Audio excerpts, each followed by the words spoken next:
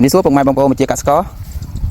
ថ្ងៃនេះខ្ញុំចុះមកមើលស្រូវបងអូនរាជនៅខាងឃុំស្ពឺកស្រុកបាភ្នំខេត្តព្រៃវែងបាទដែលរដូវនេះគាត់ជ្រើសយកផលិតផល G Midori សញ្ញាបាសឹងលាយជាមួយនឹងអ៊ុយរ៉េសញ្ញាបាសឹងយកមកប្រើប្រាស់ទៅលើពូជ OM 5451បាទអញ្ចឹងបងប្អូនមើលសភាពស្រូវរបស់គាត់បាទវគ្គនេះគាត់ដល់ដំណាក់កាលក្រហមចុងគូហើយអញ្ចឹងចិត្តបានប្រមូលផលដែរហើយបាទអញ្ចឹងឃើញថាស្រូវរបស់គាត់គួរធំក្របសថ្លាល្អបាទគួរថ្លាល្អហើយមើលទៅដាក់ក្របអង្គពេញល្អបាទចង់បញ្ជាក់បងប្អូនថាសម្រាប់ G Midori សញ្ញាបាសឹងរបស់យើងគឺយើងប្រើប្រាស់បានទៅលើគ្រប់ប្រភេទដំណាំមិនថាដំណាំស្រូវដំណាំបន្លែឬក៏ដំណាំចង្កាដែលបងប្អូនមានបងប្អូនអាចជ្រើសយកទៅប្រើប្រាស់បានឲ្យតែបងប្អូនប្រើប្រាស់ទៅតាមបច្ចេកទេសការណែនាំរបស់ក្រុមហ៊ុនបាទអញ្ចឹងសម្រាប់ G Midori